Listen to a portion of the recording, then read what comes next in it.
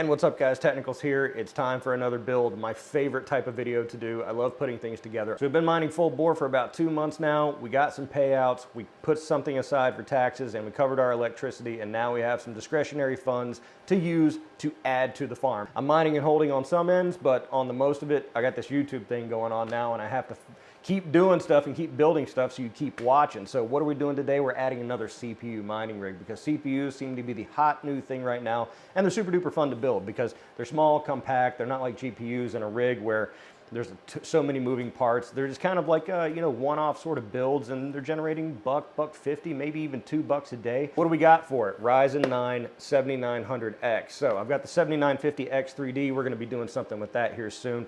We've also got the 5900X that's out in our mining shed, building, warehouse, whatever you want to call it. But I wanted something a little bit in between, and the total hashes per dollar on this kind of made sense. This is a somewhat budget build, not really. These are all off-the-shelf parts. Now you can scour Facebook Marketplace, OfferUp, Craigslist, that guy behind the Chinese restaurant, to try to find a better deal on these things, and oftentimes you can, but for me, that's a lot of time dealing with people that never respond, and you get there and then they want more money, and oftentimes when they list these things, they're not too much cheaper than what they would cost to buy brand new, and I like buying brand new because I get the retail therapy. On the Technicals, let's get into it.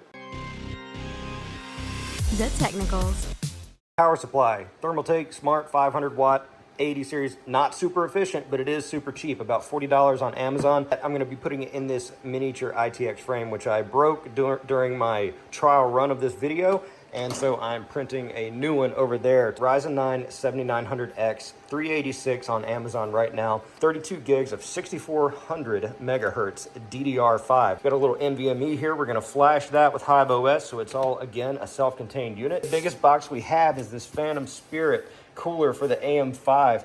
Has high ratings on PC Part Picker. $35 on Amazon, so not too expensive. The Noctuas, like 50, 60 bucks, or some of those deep cool ones are about 100 bucks. Again, we're trying to keep the costs down and put all the money into the actual CPU. Here's our gigabyte board, ITX, mini ITX. I love these things. They're so tight and compact. Everything you need, because do you really need anything more?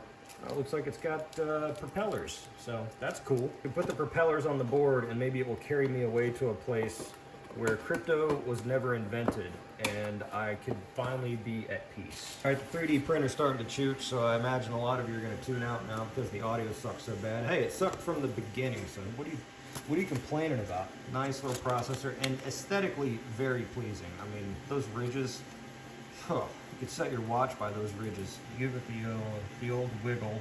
Put this back in the box because in 2 years when I decide I hate crypto again and go to sell this thing, I will have the original box to ship it in. RAM, again, 32 gigs. I really should use a box cutter for this because I don't want to get my cocaine knife dirty. So I'm going to go ahead and get this started flashing our little NVMe for Hive OS. Now, if you don't have one of these, I'm sure you do. It's probably the handiest thing I've ever seen. It's a little USB receiver mount for NVMe drive. So you pop your NVMe in there, you close it up, you connect the USB-C, and then it acts like a USB drive so you can flash it. So you don't have to actually connect the NVMe to a board in order to do the flash for Hive OS. Pop this in, put on the outer sleeve so it holds it in place,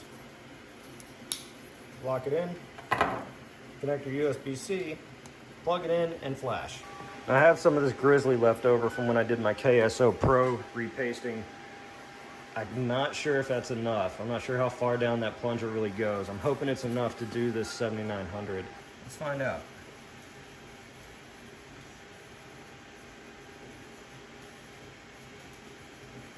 Maybe. More. I'd like to see more on the edges there, but I'm not trying to upset the paste that's in the middle, so maybe we can just kind of do this number and hope that when we tension the fan down, we'll get that smoosh factor. I probably should have read the directions before I started doing this to see if I needed to swap brackets, if there's a back plate or something. It's probably not a back plate. We're gonna put this on. I guess it doesn't matter what the orientation is because it looks like it's contacting the die dead center. All right, big beefy cooler on this teeny tiny motherboard. All right, let's connect this here power supply, 500 watts. Again, super duper cheap on Amazon, non-modular though, so you're gonna have to do some cable management with all the stuff that you're not using, but I'm cool with that. I'm really cool with not having to search around and find the correct cables on those modular power supplies. Man, I really don't want to have to go and get a monitor and lug it over here. If only there was a solution. Before that, this video brought to you by the Highway Security Monitor, because until I get a real sponsor, I'm just going to promote things that I like. If you're like me and always setting up ad hoc computer systems or troubleshooting rigs, finding a monitor and the cables to go with it is a real pain in the ass. The Highway is 11.6 inches, powered by USB, and has an HDMI output. It's the perfect solution to troubleshoot on the go. Link to buy it on Amazon is in the description below. All right, this board does not have a power on button, as most, well, maybe? Is that a flash button? I don't want to press that. Yeah, that's Q flash. I don't want that. All right, so we just got to find JFP1 and use our little cocaine knife to turn this thing on. Looks like I'm going to have to look in the user manual like a fucking normie. All right, 5x5. Slam delete. Okie dokie, you got the most updated motherboard BIOS here, gigabyte bin. You say nothing, eh? All right, so when it comes to configuration, I highly recommend you go over to Rabid Mining's channel. Still watch my video because I need the watch hours. But he is the guy, he is the grand poobah of CPU mining. He has a video on this processor. He has all the settings. Strongly suggest, if you're not already, subscribe to him, watch his videos. But you're watching me for my commentary, and he's Canadian, so you don't want to mess with Canadians too much. So we're just going to kind of let it run on stock settings, completely default, so we can get some power readings. Temperature in the office right now about 73.2 Fahrenheit. So that's what air is being taken in by this thing. And we're just going to see where we are. All right, so online over here, got the 7900 up. It's been up for about 5 minutes, and so it's kind of stopping here. 84C, 15.81 kilohash, and about 260 something watts. So that's our baseline test. Roughly 15.8 kilohash, 83C, 265. All right, so small update. It's a day later. The board I had originally did not support voltage modification, no PBO. Had to get a new board. I went ahead and printed out this new stand. Link in the description below, because the old stand was just not working out. This one's a little bigger. The board was bigger, so it necessitated a new stand. I kind of like this one better because it's got some room under here for the wires and so forth. So we're on the new board. It's a Gigabyte A620i AX.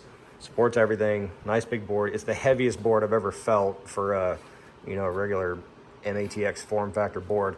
Anyway, because you guys aren't interested necessarily in me going through every single setting on all the overclocks, I think I'm getting to the point where I'm achieving a sweet spot. So after running through every iteration, again, pretty much just going off Rabid Mining's channels and a few other channels, without getting into hardcore memory timings or F clocks or C clocks or things like that, because that's just way beyond my scope. I'm already approaching sort of the maximum hash rate on RandomX for the 7900X processor, which seems to be about 20. It seems like 20 is kind of like as far as you can go. And now I'm getting up there, but the wattage is really, really high, and the temperatures jumped really, really high, because you can see when I'm running at just under a volt with XMP, just sort of base, getting 16 kilohash, but 46C. I mean, that's a ton of headroom in terms of temperature for me to go for. And these two have been so far my highest hashes per watt figures. This one being 121 hashes per watt, but only 15 kilohash. And I want to think that I can squeeze out a little more. I'll spare you the gory details. We went through and did many iterations of overclocks, undervolts, etc., and combinations thereof, trying to find out where the sweet spot is for the 7900X. There were a lot of different profiles that worked out in terms of efficiency, very efficient, and then also I was actually going for raw revenue, because my sort of mantra is to collect as much as possible. But it prompts a larger question, and maybe a question you've thought of as well. Do you go for raw revenue or do you go for efficiency? Because if you think the coin's going to go up and by a big factor, then you should probably chase the raw amount of coin, because you want the biggest bag possible, because that's more X factor. If you think the coin's maybe got a ceiling or kind of hit its top, something like Bitcoin, maybe it makes more sense to go efficient with the exception before halving. So I had to ask myself these questions, so I brought it down to these three. The first iteration, no XMP profile, because it had a very high hash to watt ratio of 121 hashes per watt with no XMP profile, but seeing that 15 kilohash, I knew there was a lot more headroom there. Second, 0.94 volts, no overclocks. With XMP, you get 16 kilohash, so your hashes per watt drops, you're still over 100. Thermals on these are fantastic, no problem there. This is where I calculated out based on my electric rate. So this is the profit right now, spot check, February 14th. It's Valentine's Day, would you be mine?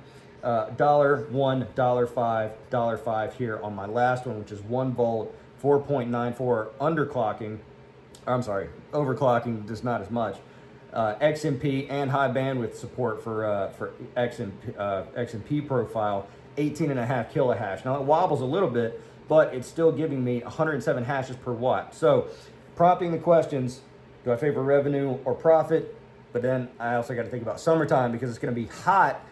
All the other devices out there are going to be feeding warm air to this. So I'm not going to be able to enjoy these sub 60C thermals that I'm getting here in my office, which is 77 degrees Fahrenheit right now. So in the end, our winner is nothing, because I didn't write it down. I'm just gonna circle the one that won. This one here. So going for 1 volt, because again, I want to keep the power a little bit low and favor efficiency. So if there is issues, I'm gonna let this run for a few days. If there are any issues whatsoever, I'm just gonna creep up on the voltage a little bit because I'd like to preserve that 18.5 kilohash because I want to get the best of both worlds. I'd love to know what you think in the comments below. Are you chasing more coin or are you chasing more profit? So let me know in the comments below if you like this video and you want to see future builds, and if there's something I'm missing on here, if you know about RAM timings, and that's where the money is, because on RandomX it has a lot to do with the memory, and I'm not fucking with RAM timings because that's just way too complex for me right now. So if you know about that, let me know in the comments below because I'd like to tweak a little more out of this. We're also going to visit the 7950X and see if we can turn that up a little bit because it's not getting too much more than this guy right here for a considerably higher cost. So again, let me know what you guys think in the comments below. If you like this video, press like, subscribe. I'm TheTechnicals. See you next time.